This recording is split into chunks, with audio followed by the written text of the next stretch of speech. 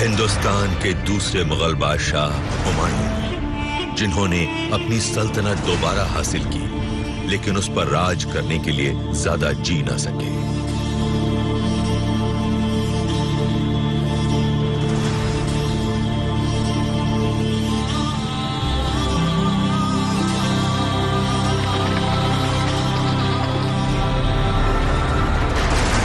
उसके बाद एक जबरदस्त इमारत की रूपरेखा बनाई गई। शानदार बारीकियों और नफासत वाला एक बड़ा मकबरा, जैसा पूरे एशिया में दूसरा ना हो।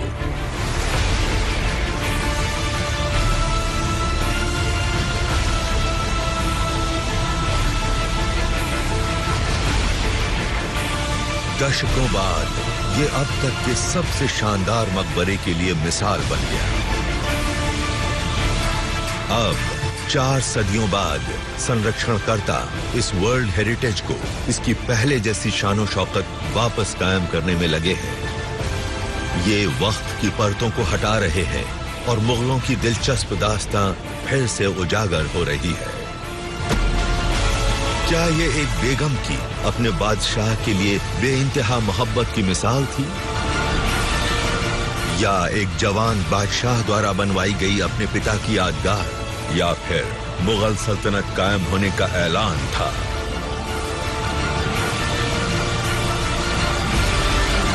पत्थर की इस शानदार इमारत में बादशाह हुमायूं आखिरी नींद में है, और यही दफन है इस मकबरे के सारे राज।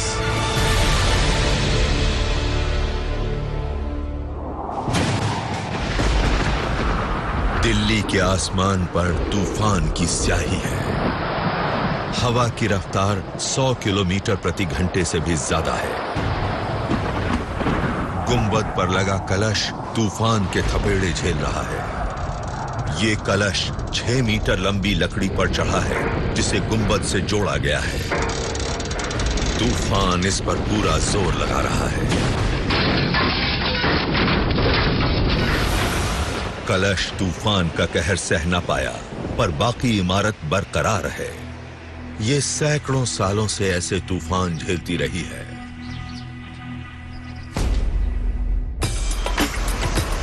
दिल्ली,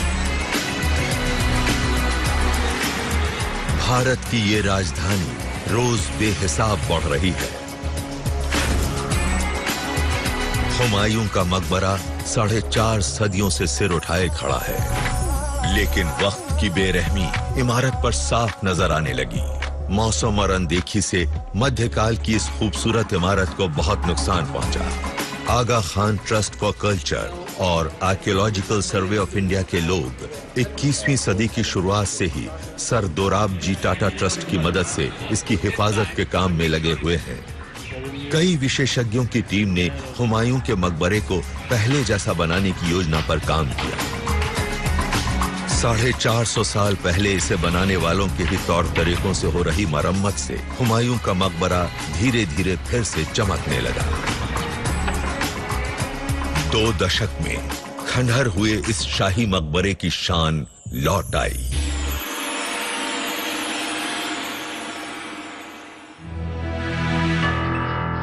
लेकिन कलश का अचानक टूटना एक बड़ी मुसीबत थी।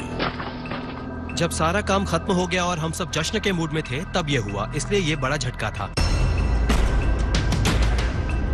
गुंबद के ऊपर लगा कलश इस इमारत की शान था। ये विशाल गुंबद की बुलंदी में 4 चांद लगाता था। सैकड़ों साल बाद भी तांबे के कलश पर चढ़ाई गई सोने की परत नजर आ रही है। टीम को एक हैरत अंगेज जानकारी मिली।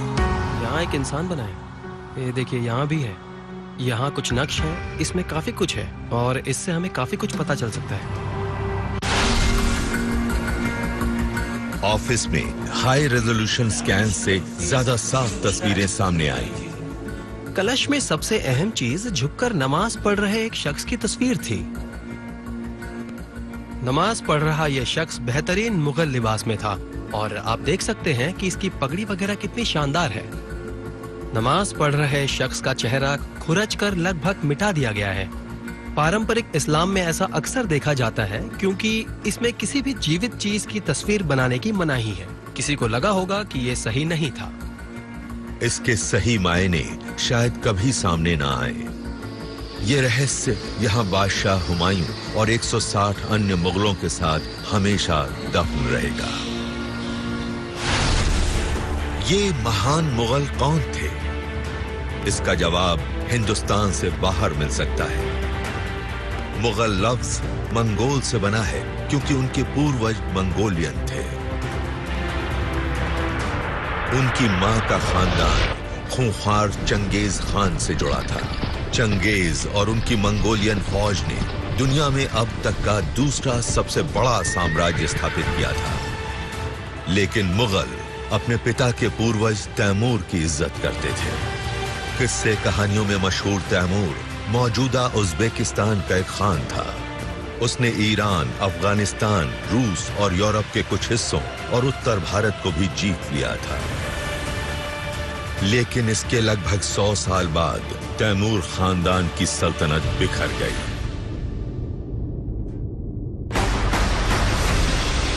उसका एक वारिस बाबर अफगानिस्तान के बदहाल शहर काबुल पर राज करता था। लेकिन बाबर और उसके 18 साल के बेटे हुमायूं को एक नए घर की तलाश थी। वो दक्षिण पूर्व के इलाकों को जीतते हुए हिंदुस्तान तक पहुंच गए। सन 1526 में उत्तर भारत में पानीपत की लड़ाई में बाबर के 12,000 सैनिकों ने दिल्ली के सुल्तान इब्राहिम लोदी की 1 लाख की फौज का सामना किया। मुगल तोपखाने और घुड़सवार फौज ने लोदी की फौज को एक ही दिन में हरा दिया। और इसी तरह बाबर और मुगल हुकूमत का हिंदुस्तान में आगाज हुआ। बाबर के बाद गद्दी उनके वारिस नसीरुद्दीन हुमायूं को मिली। हुमायूं उस समय शादीशुदा थे, लेकिन फिर भी किसी और को दिल दे बैठे।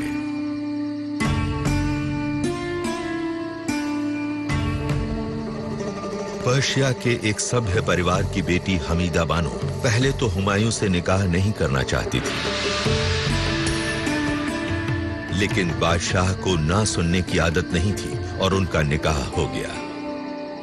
लेकिन यह निकाह बहुत मुश्किल वक्त में हुआ था, क्योंकि हाल ही में हुमायूं को कन्नौज में एक अहम जंग में अफगान शेर शाह सूरी से मात मिली थी। कन्नौज के बाद मुगलों के पास कोई ठिकाना नहीं था और उनके पास यही उपाय बचा था कि अपनी बची खुची दौलत संभाल कर कहीं पनाह ले लें। हुमायूं की हारी हुई फौज उत्तर में पंजाब चली गई, लेकिन शेर शाह की ताकत बढ़ने के साथ ही मुगलों को दक्षिण पश्चिम में झुलसते थार रेगिस्तान में जाना पड़ा।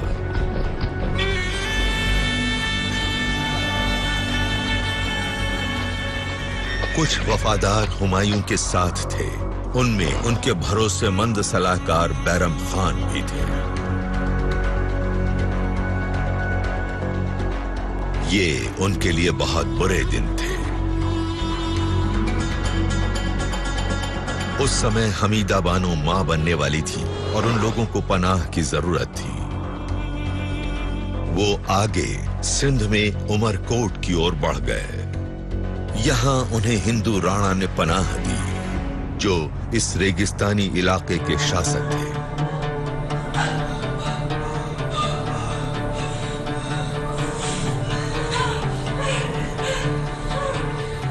सन 1542 के पतझड़ में हमीदा को दर्द होना शुरू हुआ। हुमायूं एक समुदाय के मुखिया से लड़ने गए हुए थे। कम उम्र हमीदा को अब कई दिक्कतों का सामना करना था।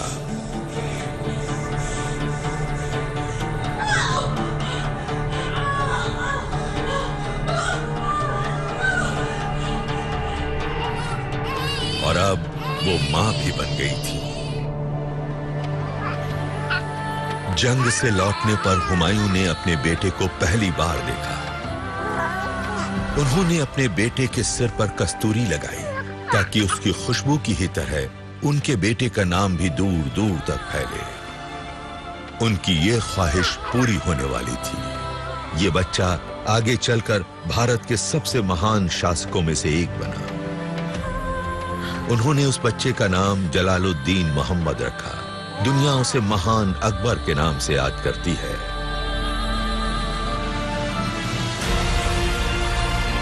लेकिन हुमायूं अब भी एक भगोड़े की जिंदगी जी रहे थे। बचे हुए 40 लोगों के साथ वो अफगानिस्तान के रास्ते ईरान की ओर रवाना हुए। 6 महीने का बेटा जलालुद्दीन हिंदू कुश पहाड़ का कठिन सफर नहीं झेल सकता था। इसलिए उसे कंधार में हुमायूं की पहली बीवी के पास छोड़ दिया गया। मुश्किल से मुश्किल हालात में भी हमीदा हमेशा हुमायूं के साथ बनी रही। कहते हैं जिंदा रहने के लिए उन्हें घोड़े का मांस भी खाना पड़ा। उस समय हुमायूं काबुल और कंधार दोनों जगहों से पूरी तरह कटे हुए थे और उन्हें लगा कि उन्हें अब सिर्फ एक ही जगह पनाह मिल सकती है, ईरान में। ईरान के शासक शाह तहमास्प ने हुमायूं की मदद की, जिसकी उन्हें बहुत जरूरत थी। कई महीनों के इंतजार के बाद शाह ने हुमायूं को अपनी खोई हुई सल्तनत वापस हासिल करने के लिए फौजी मदद देने की पेशकश की, लेकिन इस दरियादिली की भी कीमत थी। उन्होंने कहा कि हुमायूं को सुन्नी इस्लाम छोड़कर शाह की तरह ही शिया बनना होगा। दोनों के बीच क्या तय हुआ ये अब इतिहास में दफन है, लेकिन कहा जाता है कि हुमायूं ने एक तोहफा देकर शाह को राजी कर लिया। ये एक बहुत बड़ा हीरा था। कुछ लोगों का मानना है कि ये मशहूर कोहिनूर हीरा हो सकता है। और इस तरह हुमायूं की किस्मत एक बार फिर बदल गई। एक नई फौज के साथ वो हिंदुस्तान की गद्दी वापस लेने के लिए तैयार थे। दिल्ली लौटने तक वो देश निकाले की हालत में 12 साल में लगभग 12,000 किलोमीटर का सफर तय करके मौजूदा ईरान, अफगानिस्तान, पाकिस्तान और भारत से गुजर चुके थे। और 23 जुलाई सन 1555 को हुमायूं एक बार फिर हिंदुस्तान के बादशाह बन गए।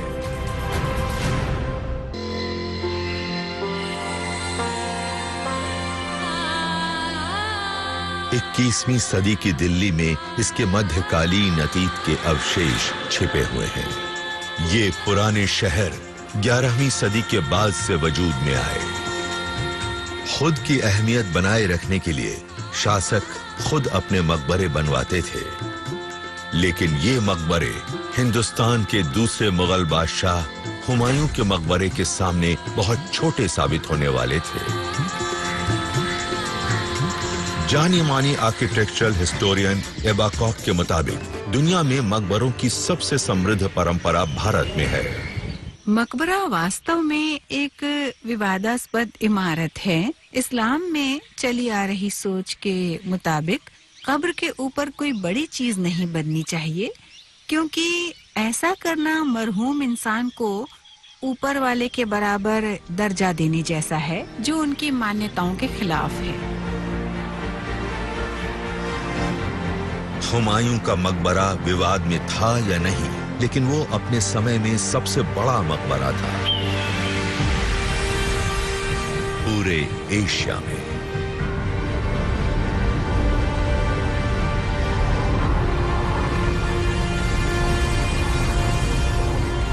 हुमायूं का मकबरा पूरी दुनिया के लिए बहुत अहमियत रखता है। इसकी तुलना यूरोप में उसी समय बनी इमारतों से की जा सकती है, मसलन लंदन का सेंट पॉल्स कैथीड्रल और रोम का सेंट पीटर्स। हुमायूं का मकबरा पहला बड़ा शाही मकबरा था जो मुगल आर्किटेक्चर का प्रतीक बन गया। ये इमारत लगभग 9,290 वर्ग मीटर में फैली है और तकरीबन 48 मीटर ऊंची है। इसके सबसे बड़े चेंबर की ऊंचाई किसी 7 मंजिला इमारत जितनी है। बाहर से गुंबद का विशाल दायरा 68 मीटर है। इसके ऊपर लगा कलश 6 मीटर ऊंचा है, जिसे बनाने में 300 किलोग्राम तांबा और 10 किलोग्राम सोना लगा है। 4 बाग कहे जाने वाले बगीचे 26 एकड़ में फैले हुए हैं, जो क्रिकेट के 5 मैदानों के बराबर है। मुगलों ने यहीं अपनी निर्माण शैली की बुनियाद रखी थी। ये सिर्फ एक बादशाह की कब्र नहीं थी, ये भारत में किसी की याद में बनी पहली बड़ी इमारत थी, एक सल्तनत का प्रतीक। लेकिन आखिरकार ये एक मकबरा था और इसकी शुरुआत मौत से हुई। 12 साल तक अपनी सल्तनत खोने और लगभग 12,000 किलोमीटर का सफर तय करने के बाद हुमायूं ने ईरान के शाह की मदद से फिर से दिल्ली की गद्दी हासिल कर ली।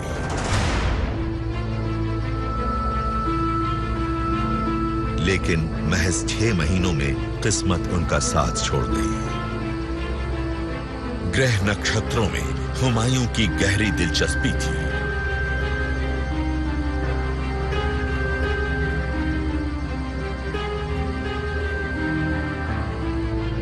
जनवरी की एक ठंडी शाम को वो तारों को देख रहे थे कि अजान गूंज उठी।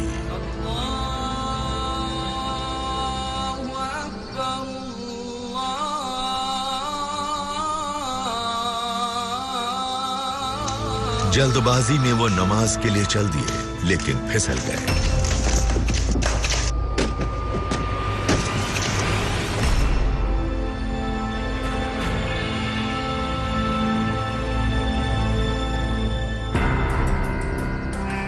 जख्मी हुमायूं जिंदा तो हैं, लेकिन बचना मुश्किल है। हुमायूं के माथे की दाहिनी तरफ लगी चोट जानलेवा है। उनके सलाहकारों को तेजी से काम करना होगा। ये जानते हैं कि हुमायूं के भाई और रिश्तेदार गद्दी हथिया सकते हैं और हुमायूं के बेटे जलाल से बादशाहत का हक छीन सकते हैं।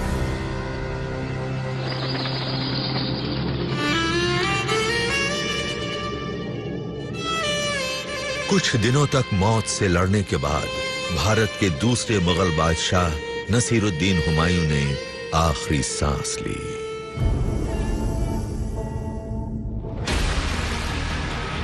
हुमायूं की मौत को दुनिया से छिपाए रखा गया। लोगों को गुमराह करने के लिए बादशाह जैसी शक्ल सूरत वाले एक शख्स को हर सुबह झरोखों में घुमाया जाता था।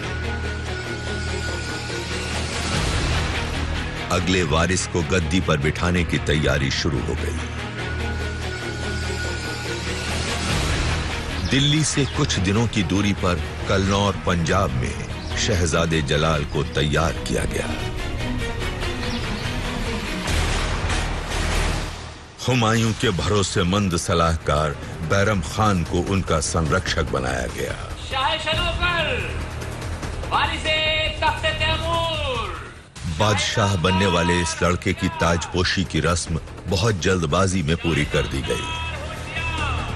हजरत जलालुद्दीन मोहम्मद अकबर। जलाल अब अकबर बन गए, हिंदुस्तान के बादशाह।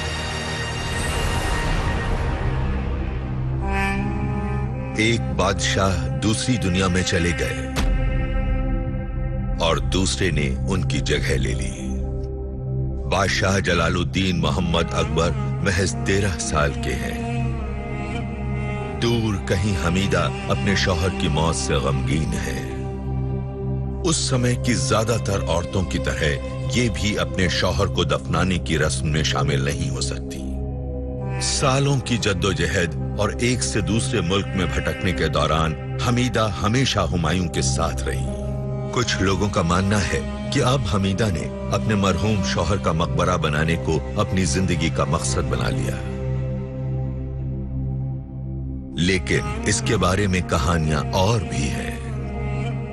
हमें पता है कि हमीदा बानो बेगम, जो शायद हुमायूं की पसंदीदा बीवी थी, उन्होंने कैसे देश निकाले की मुश्किलों को झेला था। एक हाजी बेगम की भी दास्तान मौजूद है, लेकिन ये तय करना मुश्किल है कि ये कौन सी हाजी बेगम है।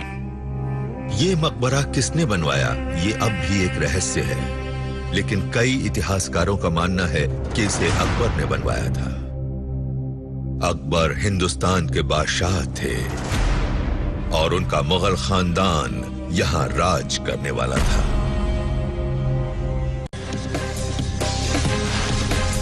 आगा खां ट्रस्ट फॉर कल्चर के एक्सपर्ट्स हुमायूं के मकबरे की लेजर मैपिंग कर रहे हैं। लेजर बीम्स से साइज की सटीक जानकारी मिलती है।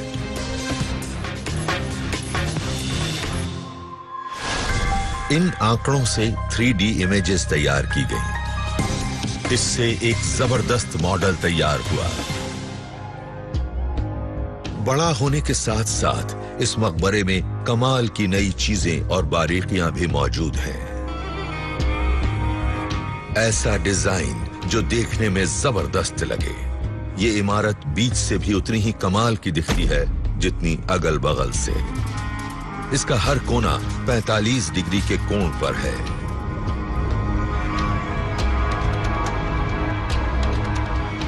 ये इमारत 8 कोनों वाली संरचनाओं के एक सिलसिले से बनी है। इसके किनारों पर बने छोटे तालाबों में इस शानदार इमारत का अक्स दिखता है। गुंबद के नीचे वाला चेंबर 21 मीटर ऊंचा है। बाहर से इसकी बनावट देखने से ऐसा लगता है कि मानो इसमें कई मंजिलें हैं।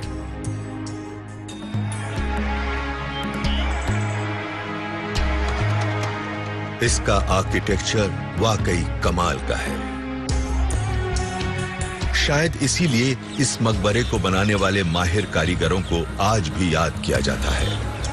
उनका ज्यादा जिक्र नहीं मिलता है क्योंकि मुगल बादशाह खुद को इन इमारतों की योजना और रूपरेखा बनाने के रूप में पेश करना चाहते थे, क्योंकि ये इमारतें उनकी पहचान थीं और ये इमारतें आर्किटेक्ट्स की वाहवाही के लिए नहीं थी, बल्कि उन्हें बनवाने वालों यानी बादशाहों की वाहवाही के लिए थी।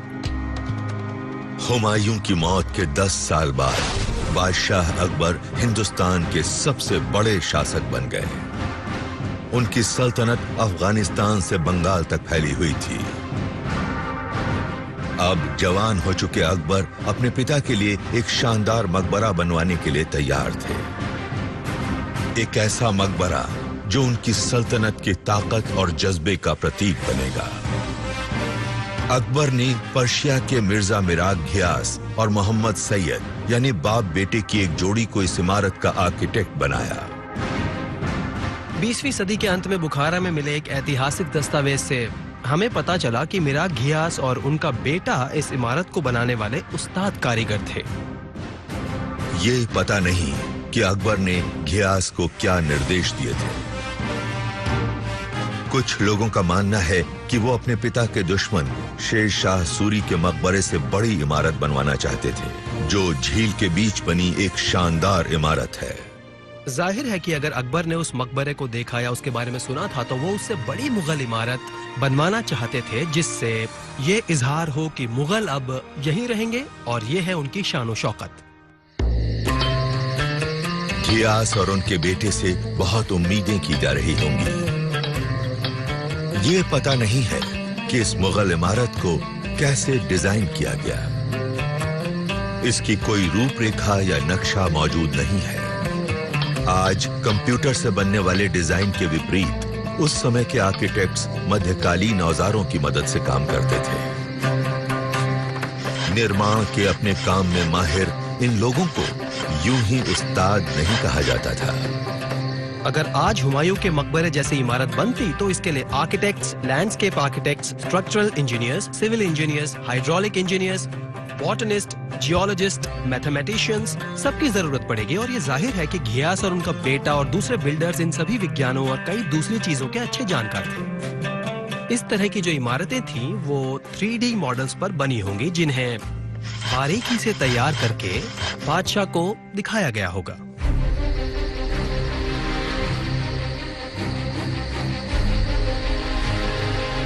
जब घियास ने यह मॉडल बादशाह अकबर को दिखाया होगा तो उनकी आंखें खुली रह गई होंगी।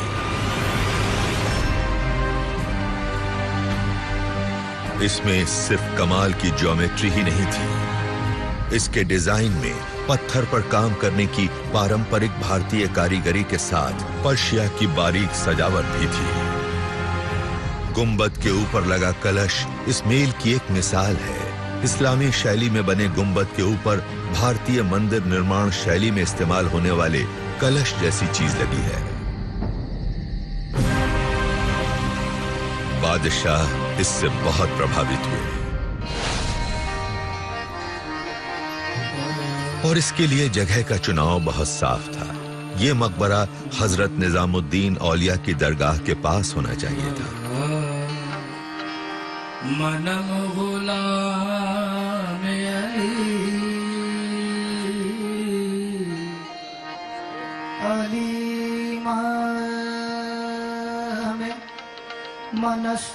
निजामुद्दीन औलिया दिल्ली के संत थे और ये भारत में सबसे आदरणीय सूफी संतों में से एक थे।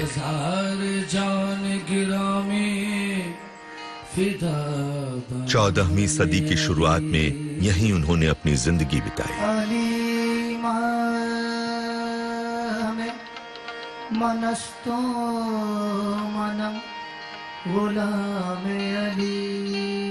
हुमायूं का मकबरा ठीक उस जगह के सामने बनाया जाना था जहां निजामुद्दीन औलिया ध्यान लगाते थे।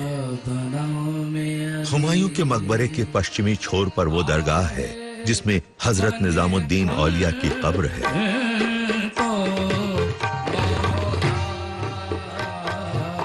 इस संत की जिंदगी और उसके बाद के दौर में भी उनकी दरगाह भारत में उस समय पनप रही हिंदुस्तानी तहजीब का एक केंद्र बन गई।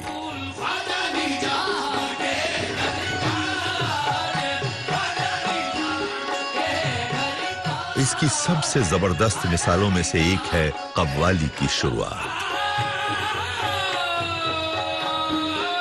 ये सूफी संगीत फारसी और हिंदू भक्ति संगीत का मिला जुला रूप था। ऐसे मिले जुले सांस्कृतिक माहौल में भारत की अब तक की सबसे जबरदस्त इमारतों में से एक की रूपरेखा बनाई गई।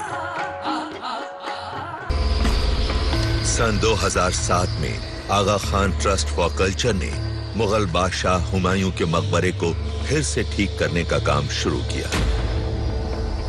शुरुआती जायजा लेने के दौरान ये लोग इमारत के नीचे मौजूद तहखाने में पहुंचे। सम्मान जताने के लिए जायजा लेने वाली टीम ने अपने जूते बाहर उतार दिए।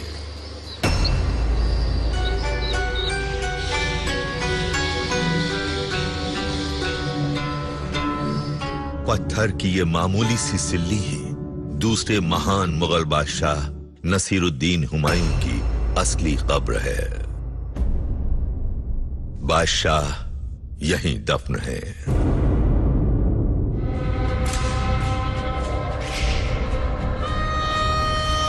असली कब्र की सादगी की तुलना में इसके ऊपर वाली मंजिल ठीक उलट है। यहां मकबरे के बीचों बीच एक बड़े हॉल में नक्काशीदार संगमरमर से बना स्मारक है। इसके ऊपर सजावट से भरी हुई छत है।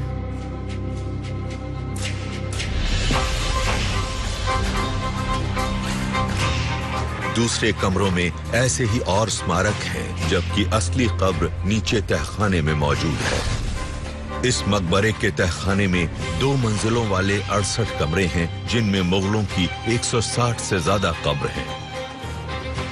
किसी भी कब्र पर कोई नाम नहीं लिखा है। मकबरे के बीचों बीच बादशाह हुमायूं की कब्र है। बिना निशानी वाली दूसरी कब्रों में अकबर की मां हमीदा और दूसरे 5 मुगल बादशाह दफन हैं।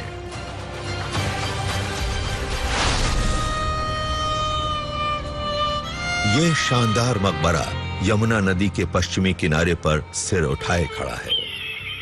ये लगभग पूरी तरह पत्थर से बनी एक भारी इमारत है।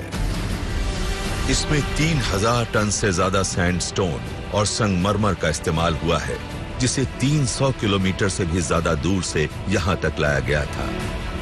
लेकिन मकबरे और आसपास की इमारतों में इस्तेमाल ज्यादातर पत्थर स्थानीय क्वार्ट्जाइट है। इसमें 3,60,000 टन क्वार्ट्जाइट का इस्तेमाल हुआ है, जिन्हें 5 लाख से भी ज्यादा गाड़ियों में भरकर यहाँ लाया गया होगा। पत्थरों को यहाँ तक कैसे लाया गया और उन्हें कैसे खोदा और तराशा गया, ये अब तक पता नहीं चला है। हाल में खोदे गए कुछ गलियारे उस जगह तक जाते हैं जहां पहले यमुना नदी बहती थी। ये मकबरा नदी के किनारे मौजूद था। तो ये विशाल इमारत कैसे 4.5 सदियों तक कुदरत का कहर झेलकर सही सलामत रही? इसका रहस्य इमारत की बुनियादी रूपरेखा में है। उस समय यमुना नदी थोड़ा और पश्चिम में बहती थी। ग्राउंड पेनेट्रेटिंग रेडार सर्वे से पता चला है कि नदी के तल के बीचों बीच एक चट्टानी उभार मौजूद है। इमारत की नींव रखने के लिए ऐसी ही मजबूत बुनियाद की जरूरत थी।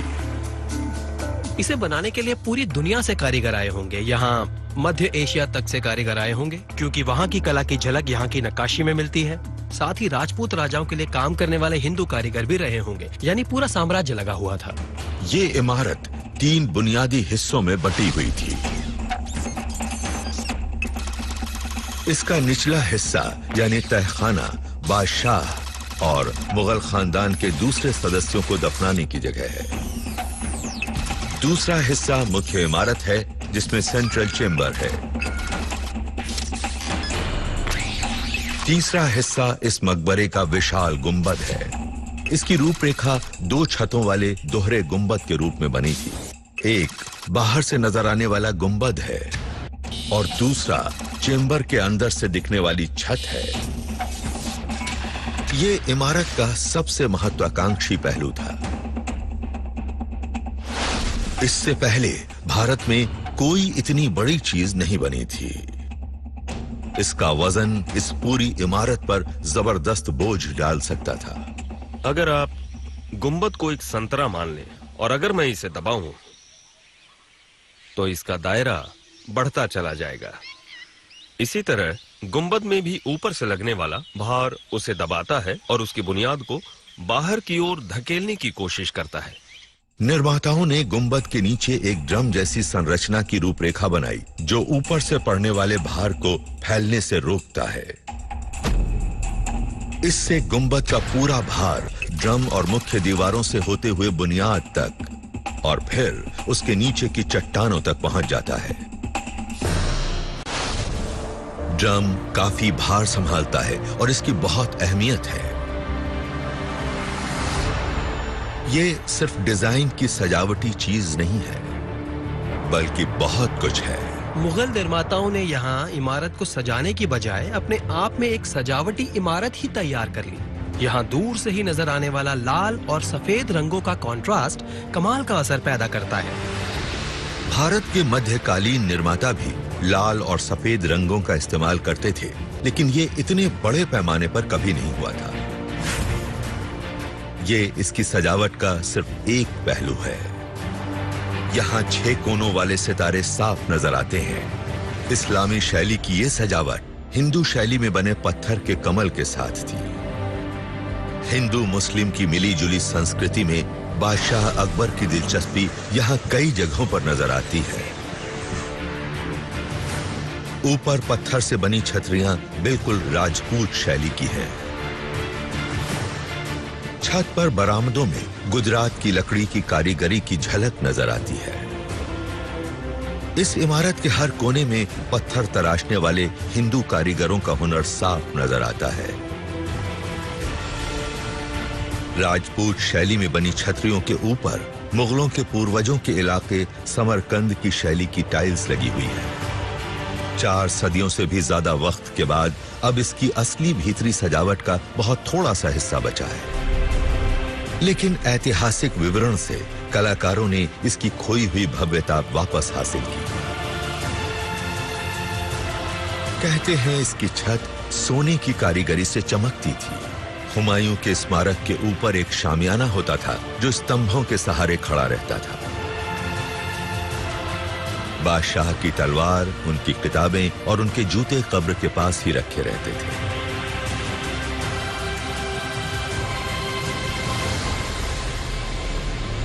मुगल लोग हुमायूं के मकबरे को जन्नत नशीन जिल्ले इलाही का बगीचा कहते थे। जाहिर है कि बगीचे इस मकबरे में सबसे अहम थे। दीवारों से घिरे बगीचे के लिए पुराने फारसी लफ्ज पायेरी डाइजा से ही अंग्रेजी का पैराडाइज बना है, जिसका मतलब है स्वर्ग। 26 एकड़ में फैले ये विशाल बागीचे तीन तरफ से 6 मीटर ऊंची दीवारों और चौथी ओर यमुना नदी से घिरे हुए हैं। मुगलों के बागीचे का डिजाइन और बड़े पैमाने पर देखने पर इस्लामी बागीचे का डिजाइन दोनों ही कुरान के विचारों पर आधारित है, जिसमें अक्सर उल्लेख मिलता है कि जन्नत ऐसा बागीचा है जिसके नीचे से नदियां बहती हैं। यहाँ पानी के चैनल्स जन्नत की 4 नदियों के प्रतीक हैं। ये इस बागीचे को 4 चौकोर हिस्सों में बांटती हैं, जिसकी वजह से इसे 4 बाग कहा जाता है। हर चौकोर हिस्से में 8 क्यारियां हैं, जो जन्नत के हश्त बिहिश्त यानी जन्नत के 8 हिस्सों वाले बागीचे का प्रतीक है। पानी के झरने या फव्वारे यहाँ पहाड़ी झरनों जैसी आवाज पैदा करते थे। पगडंडियों के मिलने की जगह पर बागीचों में चबूतरे बनाए गए, जो मुगल परिवार के लोगों के आने पर इस्तेमाल होते थे। इन चबूतरों पर शाही शामियाने लगते थे। बादशाह अकबर इस मकबरे के बनने के दौरान और इसके पूरे होने के बाद भी कई बार यहाँ आए थे। ये मुगल बादशाहों और शहजादों के लिए एक बड़ी सी निजी जगह थी। ये उनकी बहुत अकीदत वाली जगह थी। सन 1570 के दशक की शुरुआत में हुमायूं का मकबरा बनकर तैयार हो गया। अकबर ने अपने पिता हुमायूं की ख्याति की कहानी लिख दी थी। उन्होंने ताजमहल के लिए आर्किटेक्चरल बुनियाद भी तैयार कर दी थी। मुगल बादशाह हुमायूं के मकबरे को बनने में लगभग 1 दशक का वक्त लगा। इसका बेहतरीन आर्किटेक्चर भारतीय उपमहाद्वीप में मध्यकालीन निर्माण में मील का एक नया पत्थर साबित हुआ।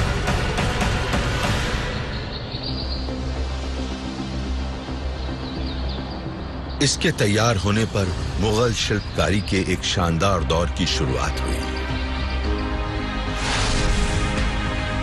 इसके बाद की एक सदी में दुनिया की कुछ सबसे शानदार इमारतें बनकर तैयार होने वाली थी। इनमें से एक को शायराना अंदाज में वक्त के रुखसार पर आंसू की बूंद कहा जाता है। हुमायूं के मकबरे के तैयार होने के लगभग 70 साल बाद अकबर के पोते शाहजहां ने ताजमहल बनवाया। ताजमहल दुनिया के अजूबों में से एक है। इसकी प्रेरणा हुमायूं के मकबरे से ली गई थी। इसकी रूपरेखा बिल्कुल वैसी ही है और अनुपात भी लगभग बराबर है। फर्क यह है कि ताजमहल को बगीचे के किनारे पर बनाया गया और इसमें मीनारें भी जोड़ दी गईं और ये सफेद संगमरमर से बना है। लेकिन बाकी हर लिहाज से ताजमहल हुमायूं के मकबरे का नया रूप है। ताजमहल में हमें सटीकता और तालमेल नजर आता है, लेकिन हुमायूं के मकबरे में अपने तरह की पहली इमारत होने की खासियत है। 19वीं सदी तक मुगल साम्राज्य का सूरज डूबने लगा था। सन 1857 में अंग्रेजों ने भारतीय विद्रोह को दबा दिया। दिल्ली पर अंग्रेजों का कब्जा होने पर आखिरी मुगल बादशाह और उनके परिवार ने हुमायूं के मकबरे में शरण ली। एक जवान मेजर हॉडसन को बादशाह बहादुर शाह जफर को हिरासत में लेने के लिए भेजा गया। हुमायूं के मकबरे ने मुगल सल्तनत के सबसे अच्छे दौर को देखा था। अब ये इसके खत्म होने का गवाह बनेगा। आखिरी मुगल बादशाह ने अपनी तलवार मेजर हॉडसन को सौंप दी। ये पीढ़ी दर पीढ़ी चली आ रही तैमूर वंश की निशानी थी। बाद में हॉडसन ने बहादुर शाह जफर के बेटों और पोतों को गोली मार दी। हुमायूं की तरह जफर को भी देश छोड़ने का आदेश दे दिया गया। उन्हें रंगून भेज दिया गया, लेकिन जफर हुमायूं की तरह वापसी नहीं कर सके। ये बहादुर शाह जफर की अब तक देखी गई आखिरी तस्वीर है। मुगल साम्राज्य के खत्म होने के साथ ही हुमायूं का मकबरा खंडहर में तब्दील होने लगा। चार बाग में सब्जियां उगाई जाने लगी।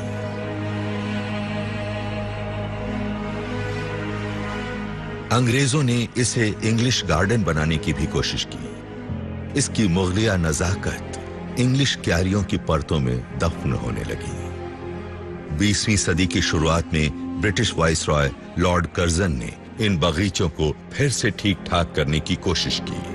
सन 1947 में मकबरे के बाहरी हिस्से में बंटवारे के वक्त बचकर आए बेघर लोगों को शरण दी गई। हुमायूं का मकबरा एक शानदार अतीत की दुखद यादगार बनकर रह गया।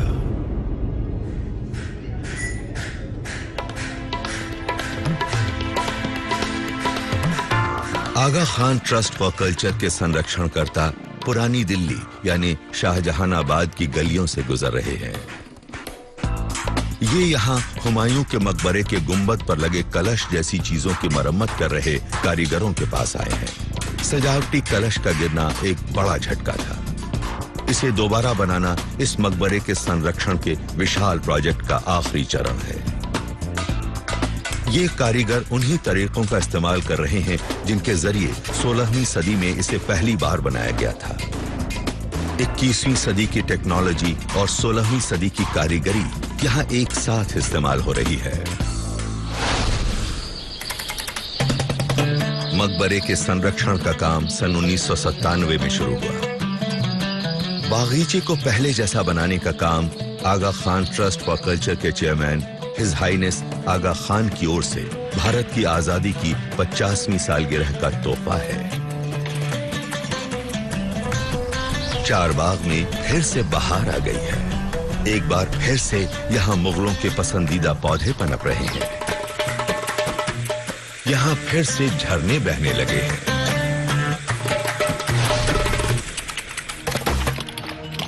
इमारत के संरक्षण का काम सन 2007 में शुरू हुआ। ये बहुत जटिल काम था। कई सालों की अनदेखी और 20वीं सदी में हुई गलत मरम्मत से बहुत नुकसान हुआ था। 20वीं सदी में इस इमारत में पानी के रिसाव को रोकने के लिए इसके अलग अलग हिस्सों पर 10 लाख किलोग्राम से ज्यादा कंक्रीट डाल दी गई थी। इसे हटाया जाना था। कारीगरों को वो सारी कंक्रीट छेनी से तराश कर निकालनी पड़ी और उसे सिर पर उठाकर रैम्स के जरिए इमारत से बाहर लाया गया। कंक्रीट के हटने पर हुमायूं के मकबरे की असली शानो शौकत नजर आने लगी। कारीगरों ने कई सदियों से खोए हुए डिजाइन्स की मरम्मत करने और दोबारा बनाने का काम शुरू किया। उन्होंने मुगल निर्माताओं वाली उसी तकनीक और चीजों का इस्तेमाल किया। उज़्बेकिस्तान से टाइल बनाने वालों को बुलाया गया। राजपूत शैली की छतरियों को फिर से ठीक ठाक किया गया। धीरे धीरे पूरी इमारत मुकम्मल हो गई। अब सिर्फ कलश लगाना बाकी है।